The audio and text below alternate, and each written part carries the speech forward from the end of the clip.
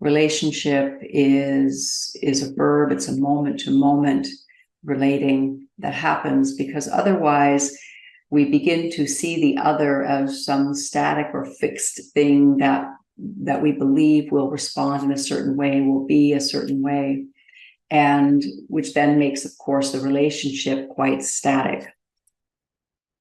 And I think it's helpful to also approach our relationship to ourselves in the same way. So what I mean by that is, here we are, each one of us sitting in front of our screens, listening with the ears that we've been listening with for all our lives and the eyes we've been seeing through all our lives. And we can begin to see ourselves as this static person. My name is Carolyn. I'm 62 years old.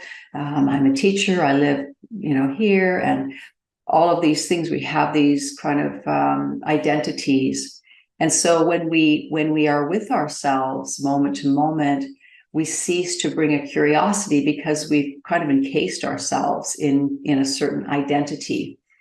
And so we can begin to unlock our relationships into their full potential by unlocking our relationship with ourself into something that is more alive, more real, more true, in a moment-to-moment way. And as we do our centerings each week, the main intention there is to meet ourselves in this moment. So who is sitting here right now is not the same person who sat here last week and the week before we didn't have class, but who looked out from behind the eyes this morning is not the same person that looked out from behind your eyes yesterday morning. But we see it as so, we take it as so, we see ourselves as some kind of static entity, which we are not. We are an unfolding. So to bring this curiosity and this openness to who is this being that is sitting here, and not even being, maybe what is this experience that is unfolding in this moment. And because that can be, again, such a global question that can be overwhelming because one doesn't know where to start, we have been breaking it down into various components of our experience. And so I encourage you to bring your attention perhaps down into the realm of senses and sensation, as we spoke about last week, because that's all that's actually really happening. The mind, as we've seen, is all kind of adding on its perspective and its interpretation. So we can sort of leave that behind for now, and perhaps take a moment to connect to our experience of this moment through our senses. So we can start with the sense of touch. So as you bring awareness into the body, because that's where the sense of touch is being experienced, we can feel various experiences of touch. So that might be the kind of dense and heavy experience of the sense of the weight of the body in our buttocks or in our thighs or in our feet. And so we can open to that. We can let the awareness expand to include that. And there might be more subtle touches, like perhaps your clothes brushing your skin, the hair maybe touching the skin somewhere as well. The glasses sitting on the nose, there's a subtle touch there. Maybe the hands resting on the thighs or wherever they're resting.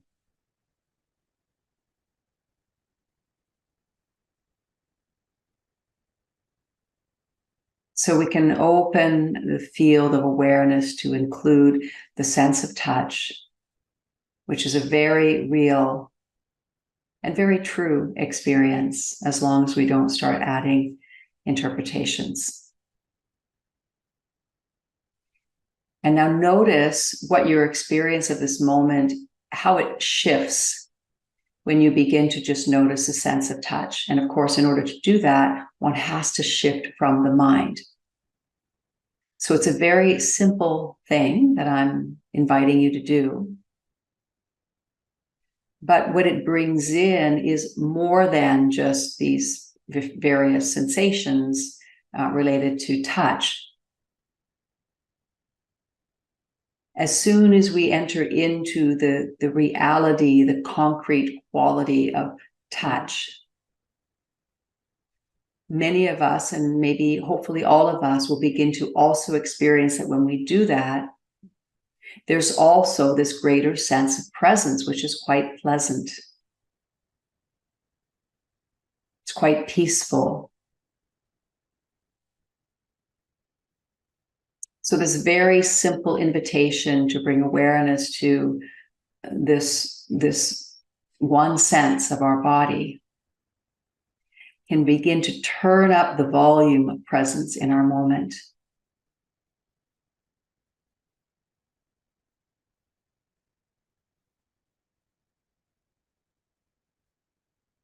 There can even be this kind of sense of inner touch, as the lungs expand. We can feel the lungs touching the inside of our body in different ways as it moves, it expands and contracts.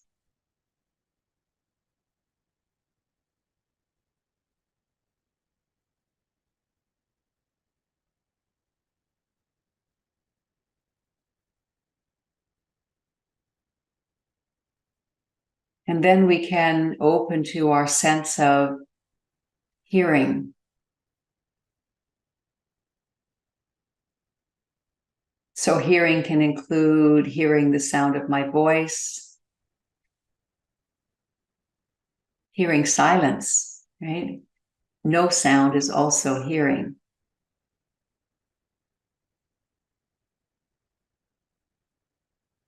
Hearing sounds inside your home, outside your window.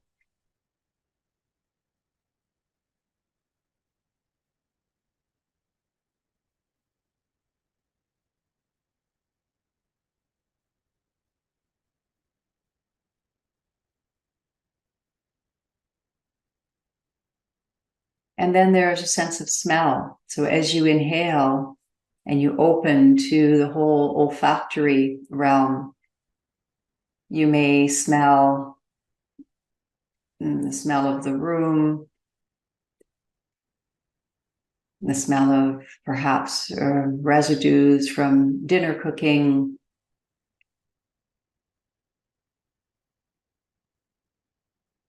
smell of your shampoo,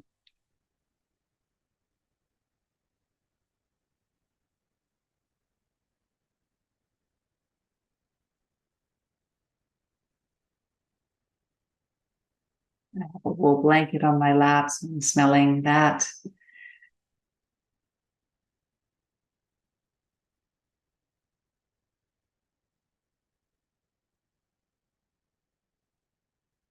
And we're just allowing the system to register these things, which of course it's already doing. We're just not always aware of it because so much of our attention is hooked into the thinking mind. And we can shift to the sense of taste. So there could be, again, some remains from our dinner. Sometimes there's kind of a sweet taste in the mouth, sometimes maybe a little bit sour or metallic.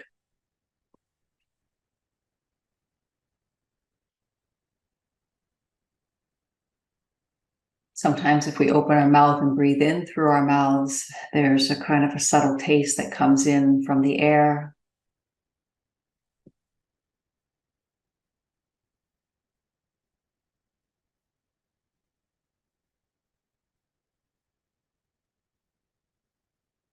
And then there's everything that the eyes are registering as well, whether they're opened or closed. Even when the eyes are closed, things can register behind the lids. It's not always darkness. It could be light. It could be images. If the eyes are open, there's, what's in our direct field of vision, but we can also become aware of what is also here in the periphery.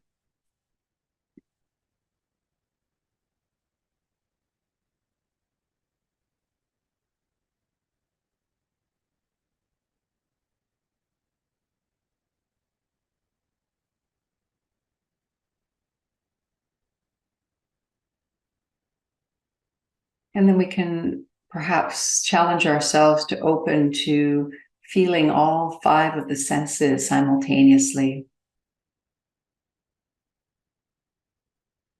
Not trying, but just noticing that it's already happening. They're already all kind of firing information at the same time.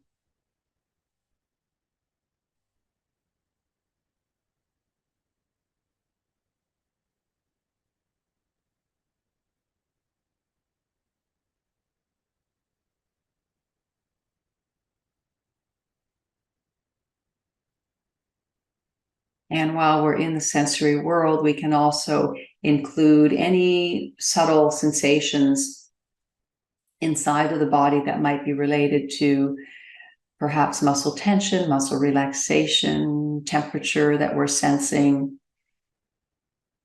movement, vibration, flow, subtler and subtler sensations related to finer and finer fabric of matter moving right down into the energy body.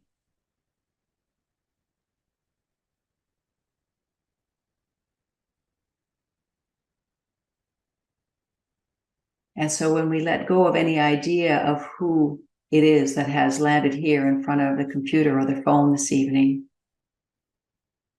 when we let go of all of that, what we experience ourselves as is this constellation, constantly changing of senses and sensations.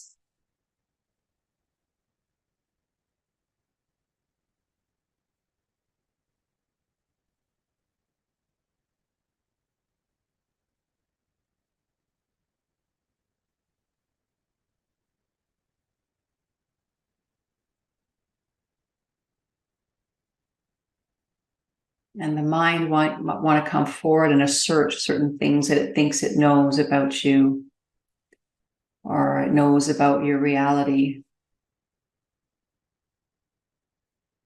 And the fact is that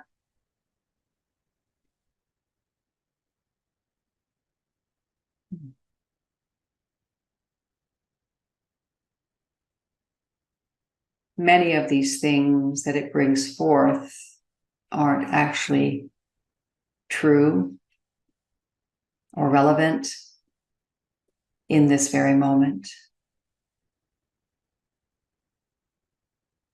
And in this relationship with ourselves, oftentimes the way we relate to ourselves, maybe always, is going to be the way that we relate to others.